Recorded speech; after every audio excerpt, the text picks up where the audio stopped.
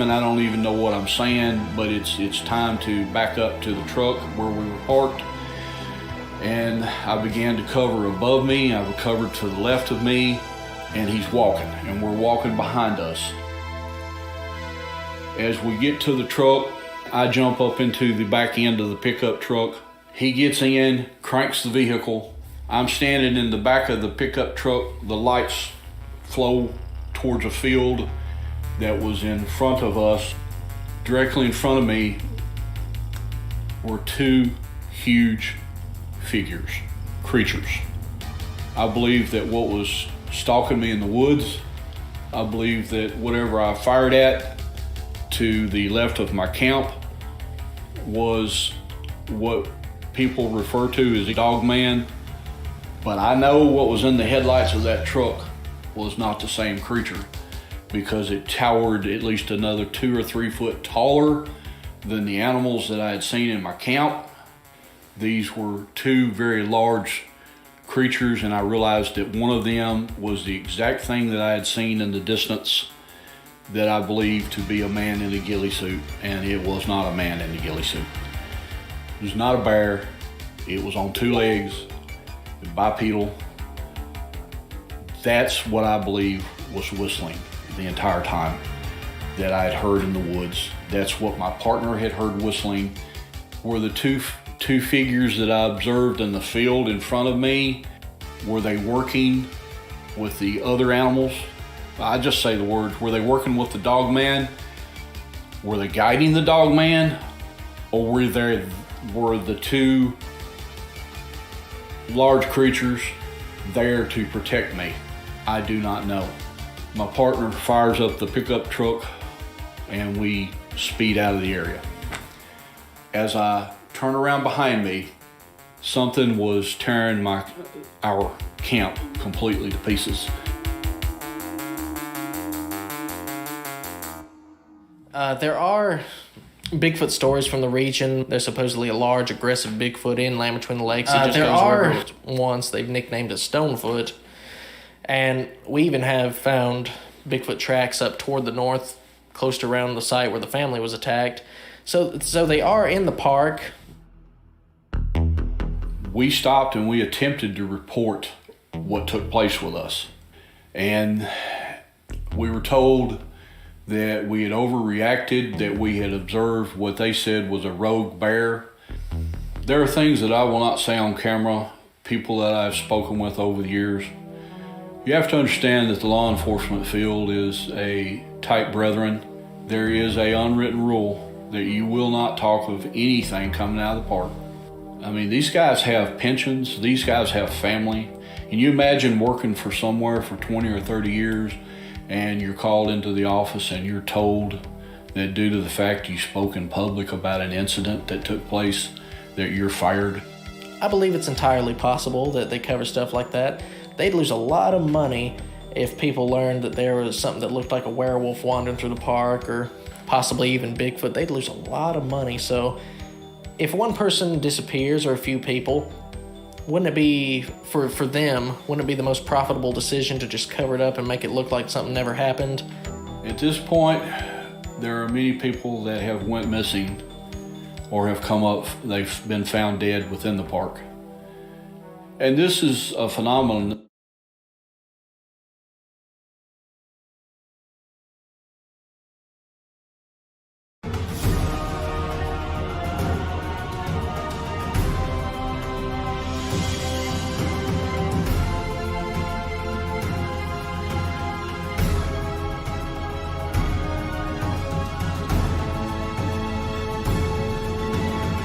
I think probably one of the most well-known examples of strange creatures, and specifically a dogman, is Anubis from the Egyptians. We're talking 5,000-6,000 BC, 7,000-8,000-year-old tablets and things like that. And one of their gods was Anubis, god of the underworld. And he was a human for the most part, but had the head of a dog, or the head of a jackal more specifically.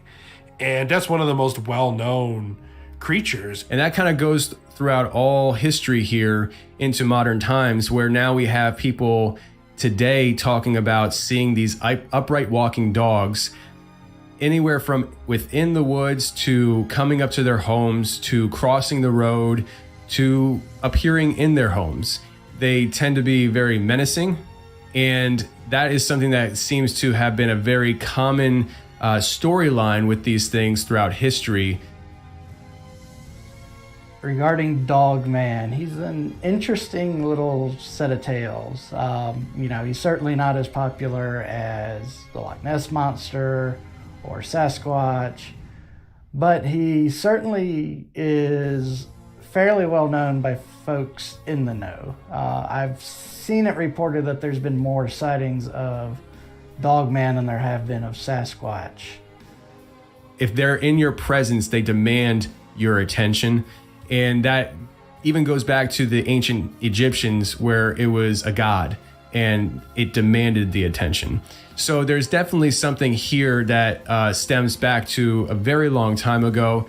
I think there's a lot of people out there throughout history who have had experiences with this creature, if you want to just call it a creature, but they have not talked about it. And I think as the century turned the last 20 years with the advancement of technology, I think humanity has gotten to a point where people are more open to discuss these kind of topics because they read other people's experiences on the internet far more than they could have before. And so the scope, the perspective has grown a lot because of the access to information, which has allowed people to feel more comfortable coming forward and talking about this stuff. And I think that's why we're having a lot more reports today than we would have maybe 20, 30 years ago.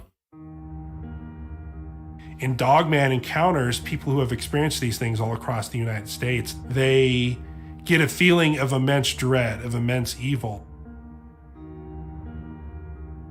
And you think about our relationship that human beings have with wolves. Wolves are always the bad guy, and their interpretations of the Bible of wolves, always beware of the wolves. And wolves in real life, if you meet them, they're very shy creatures and avoid humans. There are reports of them attacking people. It's very, very rare. Not like bears, Bears are much more aggressive towards people than wolves, but wolves don't go out at night, or the big bad wolf stalks this woods. You hear about the Native American encounters where they have nothing nice to say about a Dogman, where I think it's interesting where a lot of Native American tribes, and even to this day, if you talk to them, where they say, oh, Bigfoot, we leave them alone. They leave us alone. Some of them have benign descriptions of Bigfoot. Some of them have aggressive depictions of Bigfoot. A lot of them do. Some of them have even a benevolent depiction of Bigfoot. Oh, they bring us food and fish when we're, starving or something like that. The Bigfoot are good here. They never have anything nice to say about Dogman. They say that they exist. Some of them, if you look into the skinwalker type stuff, especially in the Navajo tribe and some of the southern tribes of the United States. There's people who talk about when they see a Dogman, not just fear, but the sense of evil comes over them. The only time that I've ever heard of something more in the positive sense is with children. I talked to a woman who had ongoing interactions with the creature, and it was not terrifying at all for her, but she was a child. Recently, I talked to a man that his friend told him as children that he wanted to take him to meet his friend out in the woods. So they went out in the woods. They came across an old shack like out there in the middle of nowhere. And his friend goes up on the porch, looks in the window. He says, oh, good, he's home. And he said that there was a bunch of like chewed up like toys on the front porch. And he goes up and looks in the window and he sees an upright standing walking dog inside this house. And it was like the dog's house. And he obviously freaks out, runs away and stuff. But the point is, that kid that took him there believed that that was his friend. And so there is this little bit of a pattern that I'm starting to see where people are having very positive interactions with these things, but it's always, in my case, and with what I'm seeing, it has always been with them as a child. And the whole legend behind Dogman is very interesting. First of all, we see Sasquatch or Yeti or Bigfoot or swamp ape or whatever you want to call it showing up literally all over the world. But no one claims it. Dogman, for whatever reason, is regionalized. He's often referred to as Michigan's Dogman. Sometimes you hear about Ohio's Dogman or Minnesota's Dogman. You even have the Beast of Bray Road, which I think is in Wisconsin, which seems to be a dogman entity. And so despite appearing in, I think it's 48 out of 50 states in the United States and on 6 of the 7 continents worldwide, Antarctica being the only exception, it's most commonly known as the Michigan Dogman. The first sighting was there back in 1887 by some lumberjacks who described this, large, 7-foot tall, muscular dog man type creature, literally a cross between a dog and a man that chased them out of the woods. I think that kind of leads credence to some of the missing 411 cases out there. Missing people across the United States go missing under strange circumstances, and sometimes they find paw prints or something, a combination of teeth and paws, but also things that look like it has articulation in hands. Almost like if a bear or a mountain lion had human-like hands. That doesn't sound like a Bigfoot. They can be ferocious, but nothing like a bloodthirsty predator.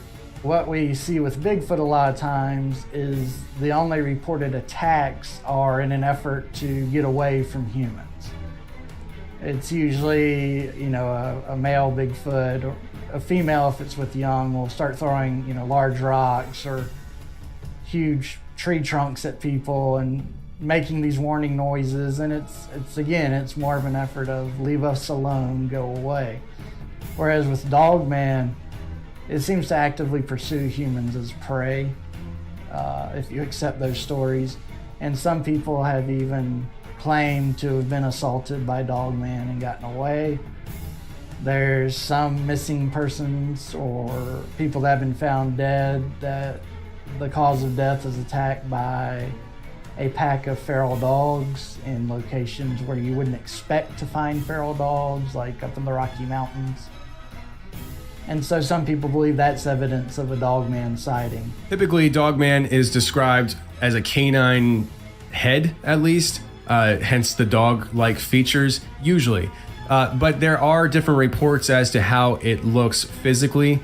Some people will describe it as very much a dog-looking creature that is standing on 2 legs. People have reported seeing it on 4 legs, then standing up. But then there's also people who will talk about seeing this dog creature that had the hands of a human, but had like the nails came out like a claw. Maybe the legs looked more human-like, or some people would describe Bigfoot-like in the sense that it was humanoid, but the upper body was like a barreled chest like a dog would have, and the head of a dog. And I think just on a surface level, seeing a Bigfoot upright walking, a lot of people mistake him for humans. That's why a lot of people don't shoot Bigfoot even if they have a gun on them, is they're afraid they're going to shoot a human. Homicide, hominid, But when you see an upright walking dog, there's nothing in a fossil record to support an upright walking dog. It's a freak. It's a monster. Not to mention all the werewolf movies that were popular 10, 15 years ago. It's in our psyche. And I think going back to the whole wolf thing, it's something almost like a genetic memory. I think that's one of the reasons why Bigfoot is scary, because there's kind of a genetic memory of maybe as a hominid species when we were smarter, but we weren't necessarily the biggest and toughest. Dogman's kind of also unique in that it's not a solitary creature. A lot of the reports discuss seeing a dogman coming after them, but there's been plenty of reports too that they will hunt in small groups, 4 or 5 at a time. There's been claims as many as 20 hunt together. So it seems to be a bit more social of a creature. Yeah, I believe that they do travel in packs. Not always, though. I do think that they are solo creatures, but I have heard stories of them running in packs, and specifically a story a friend pointed off to me. He interviewed a guy where basically what happened is it wasn't even an interview. This guy was telling him that he doesn't know what he's talking about. He's lying about the people that come on his show to talk about Dogman. So he basically sent the guy out to an area where he knew the guy would have an interaction with Dogman. It was in Kentucky. He had a friend of his meet this guy, and this guy took this man down into the woods as far as he was willing to go. He's like, this is as far as I go.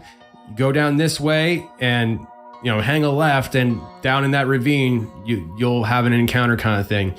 And what the guy did wrong was the man who was telling him the instructions from that point to how to carry this whole thing out said that you take your truck down the road to this point and then you get out. Well, he didn't do that. They just went. And what they encountered was multiple dogmen chasing them out of it was some kind of like holler. And that's why he said take the truck down to this point, because you're going to need it closer. But they actually made it to the truck. They got out, but they reported having multiple dogmen chasing them. So to me, that tells me that they do run in a pack. But I don't think always, because most often I've heard people report these things as seeing a dogman, not many dogmen. If there are people out there that are seeing many dogmen, maybe the reason why we don't hear about it is because they're not surviving the situation. I think when you talk about werewolves and dogman and strange upright walking canine creatures people see, is there something to the demonic witchcraft with somebody transfiguration changing into a werewolf? Maybe it depends on how far you're a believer in that kind of stuff. I think that's going to be a lot harder to prove. Dogman actually is the origin of those legends. I think that pop culture, I think society, as far as your subconscious goes collectively, at least on some level, pulls from some piece of truth and reality. A lot of people want to say that dogman and werewolves are kind of the same creature, born out of the same fairy tales. And that's fine. They very well could be right. The one thing I find interesting is werewolves have been in literature to some degree going back to the Epic of Gilgamesh, which I think was 2100 BC. Yet the first reported sighting of dogman is in 1887. So you've got thousands of years, literally, where you've got werewolf stories, but you don't have dogmen stories. There's no reports of men changing into beasts outside of the skinwalker lore. I think that these creatures have been around for a very long time. And I think that in that time, we've tried to mimic things as humans. And you can go down the occultic road, and you can go down what that entails. But there have been people who have claimed to go through occultic rituals to transform their bodies into being a werewolf. And so when they say werewolf, I take them for at their word, in the traditional sense of a werewolf, where a werewolf is transforming from a human to a dog man creature and then back. There are people who are, deep into the occult that say they can do rituals that will turn them into that. Now, the rituals will vary from person to person as they describe it. So some people will talk about how they go through a long, drawn-out process that's very painful to become a werewolf. And then there's other people who will talk about more in-the-moment ritualistic things that, like, they'll wear the skin of a wolf and they'll do rituals to transform into a werewolf.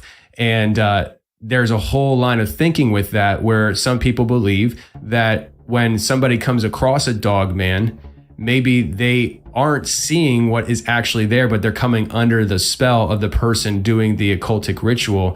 I think as the society has kind of accepted that werewolves, the whole idea of a man changing involuntarily into this, paranormal creature of the night, probably does not exist. But there's a lot of people out there that, because they've had this creature in their lives since childhood, because they grow up on the property that their grandparents grew up on, and it's just been in the family for years, and these creatures have been on the property for years, for decades, that they view it as just a normal creature that they have to deal with. And that is the very exact situation that some people dealt with in Kentucky that I've actually talked with. He believes that it's just a normal creature out there in the woods somewhere. Now, for me, when you say dogman, about 80% of the reports, the classic thing that comes to my mind is your werewolf-looking creature, upright walking canine with a narrow waist but shoulders, and dogs when they stand up don't have shoulders. this creature that stalks the woods of North America and Europe, and seen in South America and in Mexico too. They have their traditions of the dogman all across the border. You kind of don't see them very much in Canada or Alaska. I think there's bigger, badder things that maybe keep them in check. Or they like cold because Minnesota gets cold. The Beast of Bray Road, Michigan gets cold. Wisconsin gets cold. But you don't hear about them necessarily in Canada or Alaska. The best evidence for me to receive, like if I'm looking for reasons to believe in Dogman, for me on a personal level, I am looking for people who have seen it and are able to describe it to me. And so I like the idea of people coming forward and sharing their stories as to what they saw in detail, what they went through. I think those are probably the best evidences in the sense that you get a sense of what that person went through at that moment. And whether you want to believe that they saw what they think they saw is irrelevant to the fact that you talk to some of these people and you're like, they definitely went through something. I may not believe what they think they saw is reality and real, but they definitely feel like they went through something. Dogman, again, it's not as popular as Bigfoot and some others, so you don't see as much writings, sightings, literature about it. But from what I've seen, some people claim there's up to 7 different types of Dogman. The 2 most common are known as Type 1 and Type 3. Type 1 is literally the oversized, ginormous dog, that chases people through the woods and then into the night. Type 3 Dogmen, I think, are more akin to kind of Bigfoot, but with a dog's head on it, a very big, muscular, broad-shouldered body. They are seen all over the United States. I don't hear a lot of, not saying they're not there. When I say they're not in a place, that's just I haven't heard a report. If someone told me of a report, I would not be shocked. But the Pacific Northwest, kind of maybe Idaho, west of Idaho, kind of north of California, Pacific Northwest, most of Canada, Alaska, I haven't heard very many reports of dogmen at all, an upright walking canine creature at all. Plenty of Bigfoot in those areas. Maybe there's so many Bigfoot they displace. Certain predators will displace other predators. They stay away from each other.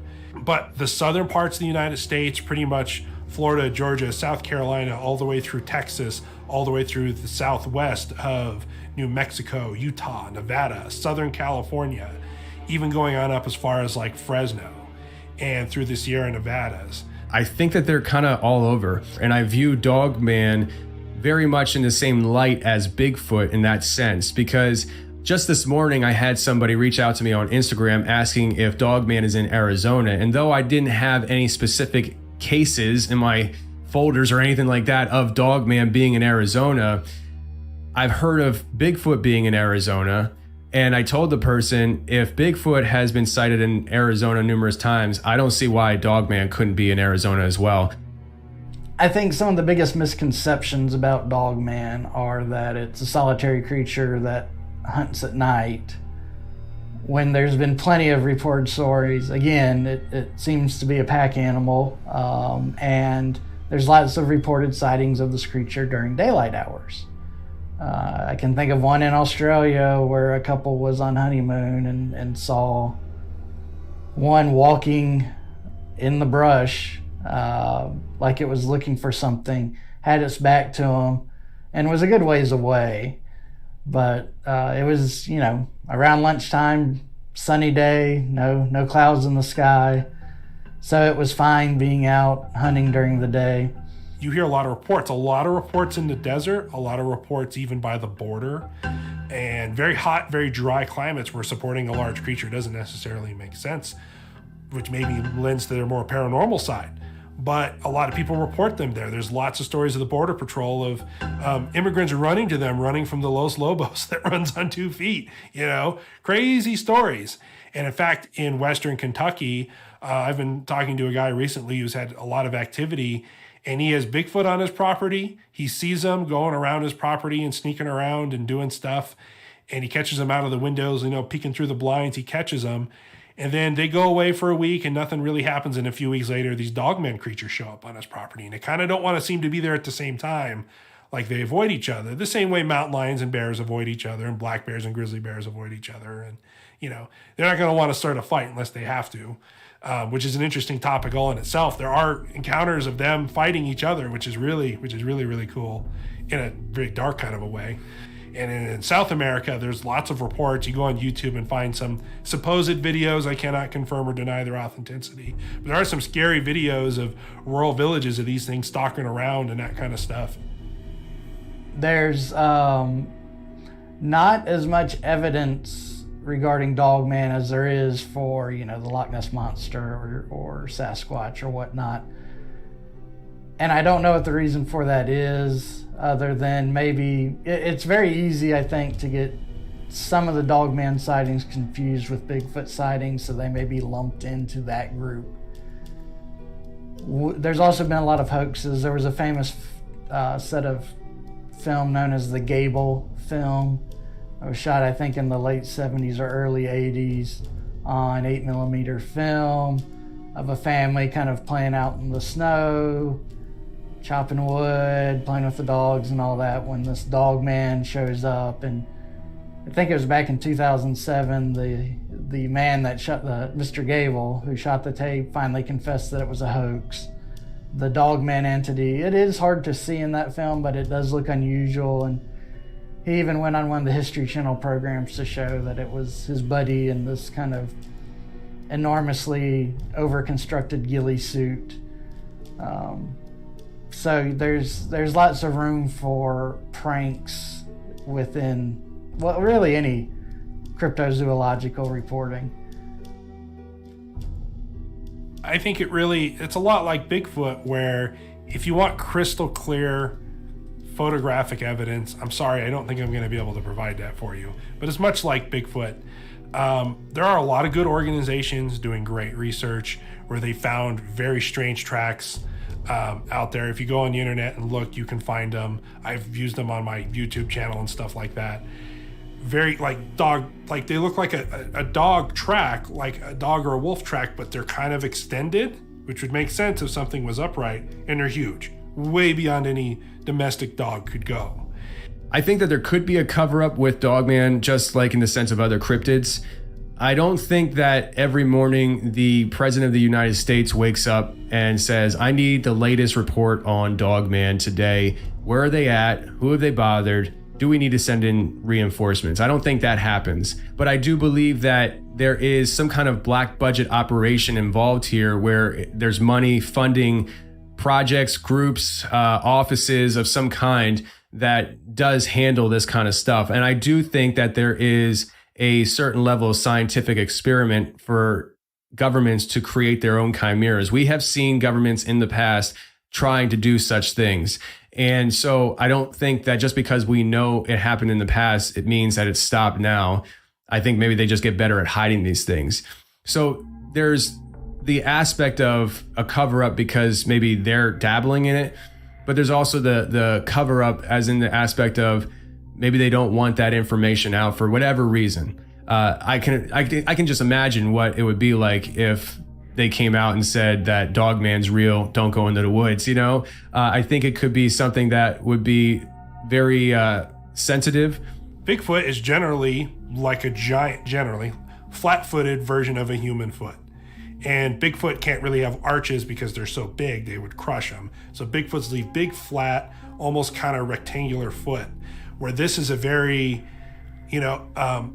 cats, like mountain lions and tigers, they have semi-retractable claws. So when they leave a print, they don't leave claw prints. But dogs do, wolves do. These dogmen appear to leave these kind of elongated dog prints, and you can see claw marks digging into the snow or dirt or wherever the median that it's left. The other thing too is hair samples are out there. People have collected strange hair samples in the past. People have also come across strange kills. Deer that seem to be killed by a creature that doesn't exist in that portion of the woods or is unknown, or animals that were eviscerated and killed, but buzzards aren't going near. Even the bugs aren't even eating. Very strange stuff, like they're marked or something. And people finding carcasses of various animals in the woods or on a property with no blood, but it's dead like it was killed somewhere else. And people describing to me like it was an ambush, like they're coming, oh, what's going on with this weird dead animal? And they feel like they're being watched, or they hear something moving in the bushes. And it's almost like, well, they didn't want the deer, they wanted me. For whatever reason. I mean, you think they'd rather eat the deer, which gives them a more scary paranormal thing, that they're interested in people. I do know that one of the most compelling pieces of evidence I've seen is known as the OnStar recording. It's where a man and woman are driving down a road at night, and they use the OnStar service, which was one of those emergency in-car buttons that would dial authorities for you. And they reported that they drove off the road because a large something ran into the middle of the road, and the husband swerved to miss it, and they ended up in a ditch. They weren't hurt, and they tried to describe to authorities what it was. Was it a deer? Was it a bear? And he said, well, honestly, it looked like a really, really big wolf walking on its hind legs. And in the course of reporting this and giving this description, you hear a very strange noise, the husband and wife scream, a giant crashing sound or smashing sound, and then nothing. It goes blank. From that point on, it's the OnStar representatives basically saying, sir, are you there? So that one's very unusual, and it's hard to explain away. I'm not sure traditional science even wants to acknowledge the topic of Dogman. I think maybe traditional history could acknowledge the topic of Dogman, as I stated earlier, with the ancient Egyptians. And you can look at the historical context of these creatures being in what you would call folklore, not real true stories. But as far as science goes, I don't think science wants to even touch it. I don't even think science wants to acknowledge the fact that Dogman is a possibility.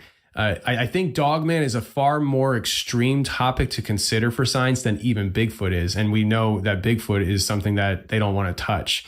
But there have been scientists that do go into the topic of Bigfoot. I don't know off the top of my head very many scientists that have dabbled seriously in the Dogman community looking at the facts of Dogman. But some of the stuff like in Kentucky where they have very sporadic mountain lion type kills and stuff like that, and very sporadic sightings of mountain lions. They don't have giant bears. And that mountain lions tend to go for the throat, and some of these creatures have no neck damage. The one that I was shown pictures of, I did a whole report on, it actually had the deer skull, 2 puncture marks right in front, right above the eyes. And one of the puncture marks went clean through the skull into the brain. And its guts and insides were completely eviscerated and torn out. Something took its spinal column out of the inside of the carcass and broke it in half. It looked like it had hands, but there was no blood on the scene. So some creature big enough to fit a whole deer head into its mouth, because the puncture holes were pretty even above the eyes. So it wasn't bitten sideways onto the head. It was bitten, like the whole thing went into its mouth, or it came up behind it and had jaw pressure and fangs long enough to puncture its skull. And then almost when it was eviscerated, looked like it had hands. Could it have been a natural creature? Sure. But it definitely seemed very odd. And the puncture marks in the head are very odd, when most normal, like cats and bears, go for throats. Wolves go for throats. Coyotes nip at the heels and let them bleed out in the back. There's very specific hunting tactics that can be applied to the known North American species. And to see something like that, it's like, well, this is a hunting tactic we don't see out of our typical North American species, especially in certain areas that don't have them, reportedly. I know that there's been lots of reports of people driving at night seeing it, people walking in the woods, regardless of location, reporting it. But there's very rarely any physical evidence that I'm aware of. You see Bigfoot hunters, do plaster molds of the footprints they find, and I'm not aware of that occurring with Dogman sightings. There's also, the scientific community doesn't really discount the possibility of a creature like this existing, but they believe it would be more of a prehistoric type animal somewhere between what we think of as a modern day wolf and a dire wolf. Maybe that's larger than normal, that people get confused by, but they don't speak to how it's, virtually every encounter, the dog man's on his hind legs walking as a human would. The scientific community doesn't offer an explanation for that. This idea of how does Dogman survive, I think there's a very real nature to it. Step aside from any kind of paranormal topic of conversation when it comes to Dogman, because as soon as you start talking about Dogman being a paranormal, interdimensional type creature, really the idea of needing to survive off physical things kind of goes out the window in my mind. But I did interview a guy on my show. It was episode 335, Dog versus Dogman. And I had Kyle on the show, and he told me a story from when he was 15 years old. He is from Kentucky, and him and his grandfather used to hunt the Daniel Boone National Forest for raccoons. And they went out, and his grandfather could not go out in the woods with him because he just physically couldn't do it anymore. So they would drive the truck into the woods. His grandfather would park the truck, they'd get on a two-way radio, and his grandfather would stay in the truck. So Kyle lets the dogs loose, they get on a scent, and they take off, and they wind up treeing a raccoon. Kyle, as he's trying to keep up with his dogs, now they're gone. Like, you're just listening to the barks, and you're kind of following the barks to keep up with your dogs. He hears a pack of coyotes coming in as well when they tree this raccoon. And so his grandfather gets on the two-way radio and says, "Do you hear the coyotes? Get to the dogs before the coyotes do, because if you don't, there's going to be a fight." And so Kyle said, okay, and he's booking it through the woods. He's trying to get there in time. He doesn't get there in time, and a fight breaks out. Now, what you need to know about the dogs that Kyle had, he had two dogs. One, his name was Bo. The other name was Jake. Bo was the younger dog learning how to hunt from Jake, the older dog. And I guess that's how they train their hunting dogs. Their hunting dogs are trained by the older dogs. Jake was a legendary dog in the area. Everybody knew Jake because Jake was known to be the best hunting dog. He was the biggest dog, the strongest dog, the best dog for hunting. He was the best. And so Jake's out there treeing the raccoon, kind of showing Bo how to do this as well. When these coyotes come in, Bo takes off. And Kyle heard Bo take off. He could tell Bo left Jake to fight the coyotes alone. But Kyle said that in this first round, the coyotes came in one by one, and Jake fought them off. Wasn't very hard. You could hear the coyotes go away, and then they came back in as a group. And when they came back in as a group, Kyle said that you could tell and hear that Jake was getting his butt handed to him. The fight turned, Jake was losing, and he's trying to get there as fast as he can. But then he hears another dog come in and join the fight, and all of a sudden, the coyotes are, running away, crying and screaming and stuff. And Jake goes back to treeing the raccoon. And Kyle arrives on the scene. He sees Jake treeing the raccoon. He comes over, pats him on the head, and he hears what he thought was his other dog, Bo, that came in for the fight on the other side of the tree, chomping down on a coyote. So he walks around this tree to see and greet his dog. And what he sees is not his dog, Bo, at all. What was there was a huge dog. He said this dog was so big that it was holding a coyote by the rib cage in its mouth. Like the whole rib cage was in the dog man's mouth. He's terrified. And when he lays eyes on this thing locks eyes with him. And it stands up on hind legs and takes off after Kyle. Kyle runs. And as he's running, his dog Jake comes in after this dog man, and this dog man kind of just pushes it away, just pushes it off the side like it's nothing. And there's Kyle's still running, the dog man's still coming. His dog Jake comes back in a second time, and the dog man takes Jake and just throws him through the woods. And he said you could hear Jake crashing through the trees, and he believed Jake was probably dead at that moment. And so I think he said that he fell. He winds up on his backside, and this dog man is coming in on him, and it's right there on top of him. He said that it was so close to him that he could see down the back of its throat. He, in that moment, those split seconds, is thinking, I'm dead. This monster's going to kill me. It's over.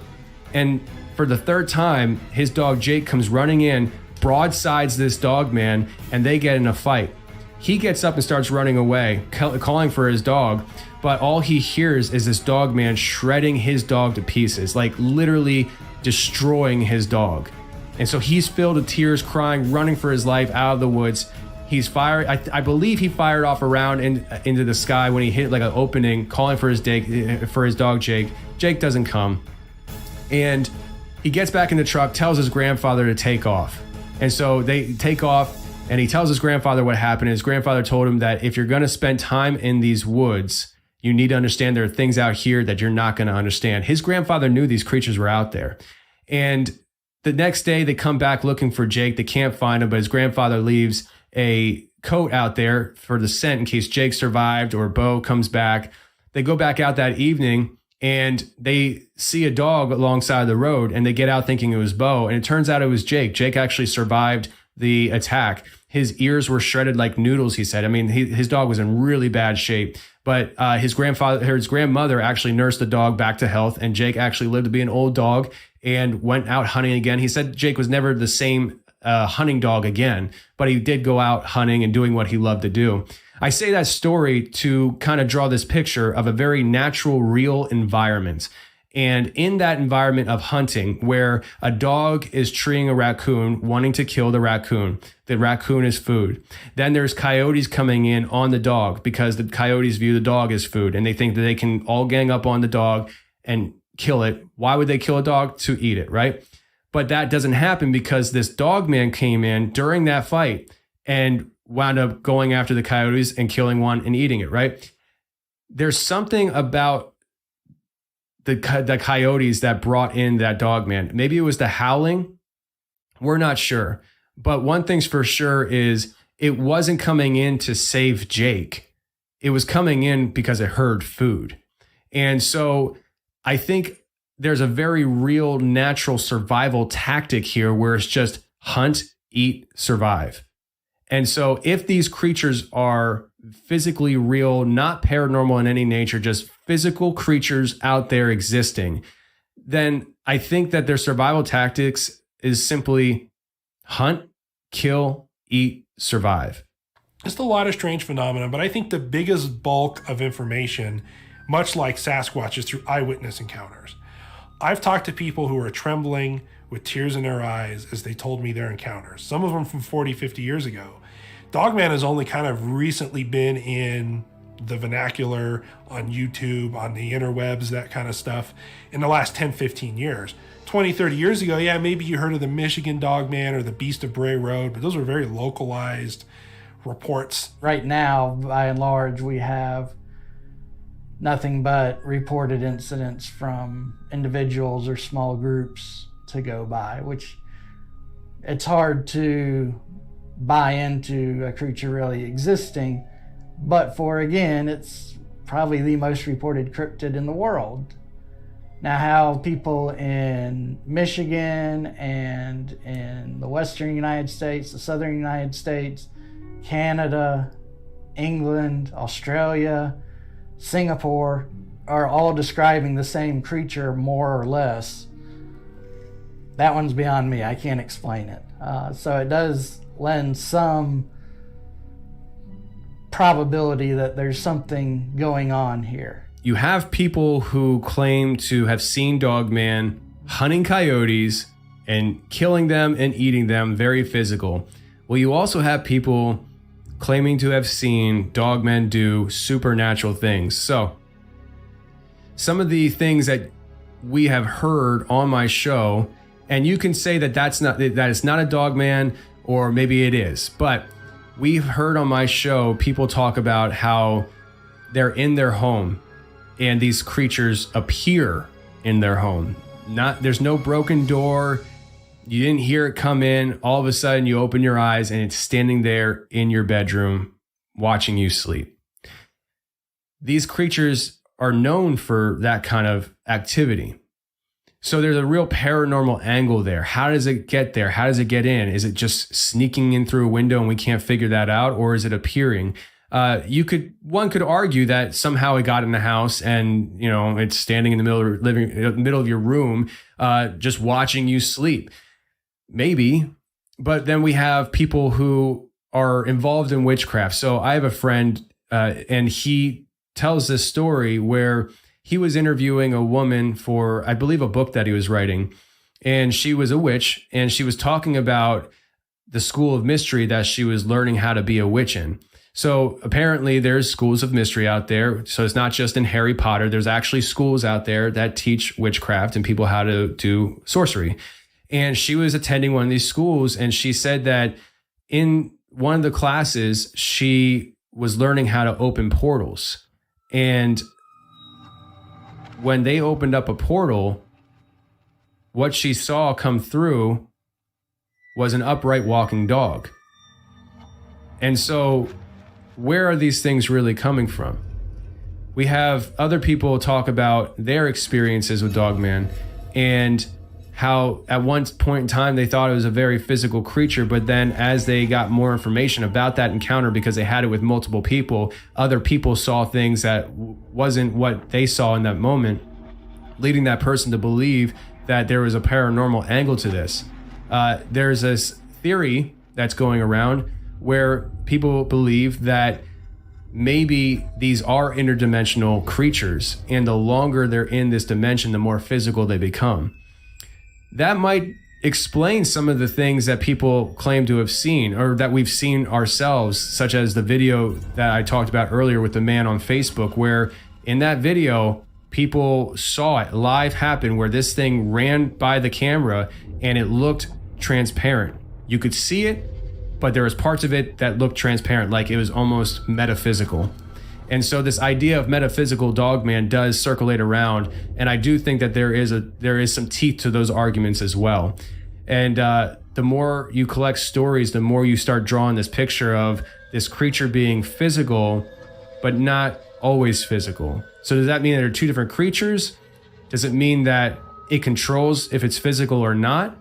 Or are there different types of these creatures? They're the same creature, but just different types, and they have different abilities. Those are questions that remain to be answered.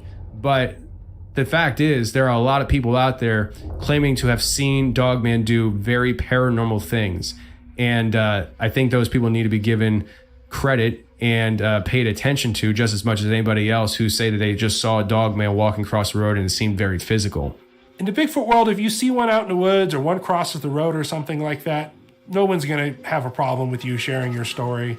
No one's going to question you or come to your house or make vile, idle threats or hack into your computer. But if you have, much like with Bigfoot, if you have footage of them, good photographs, DNA evidence, trail camera footage, repeatable hard evidence, there seems to be some organization, government or otherwise, who knows, that wants to keep the existence of these things under wraps. And going off on kind of a tangent of the government cover-up, there is a disproportionately large sightings of these things around military bases, especially DUMBs, deep underground military bases, where there's mountainsides and areas, think NORAD, acknowledged or not, Area 51, where there's military bases that are maybe not on the map, but are marked military, or there's one or two buildings above ground, but there's a whole complex. And there's a lot of reports of the woods around these deep underground military bases and known military bases.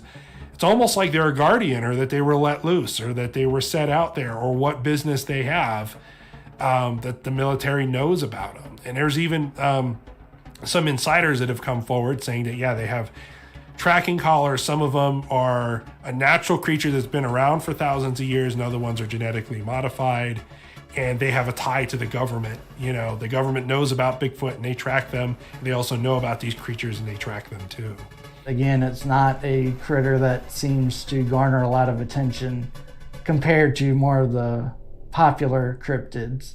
Going into these situations, whether it's going into an experience or going into wanting to think about these things, you carry a worldview, and that worldview is going to shape how you think and view these topics and your experiences. So I wouldn't say that the public is missing or hitting on anything about Dogman, but I would say that it is very much determining on how you see things going into the topic as to how you'll see the topic and perceive certain things within it. So that obviously arises a lot of arguing back and forth amongst the culture and the communities. You know, some people believe that Dogman's very physical, it's just a hairy monster that wants to eat you. And then other people believe that it is interdimensional and that it's not going to hurt you, it just wants to scare the hell out of you. I personally believe that both can be true. I very much straddle the fence on this willingly and openly. I don't know what Dogman is to say that very definitively, here's the answer. I just know that I've talked to a lot of people out there who have had varying experiences that leaves me questioning, what is this? Leaves me saying this might have multiple explanations, and leaves me in a position where I have to expand my thought process and how I view things to be able to encompass the complexity of the topic.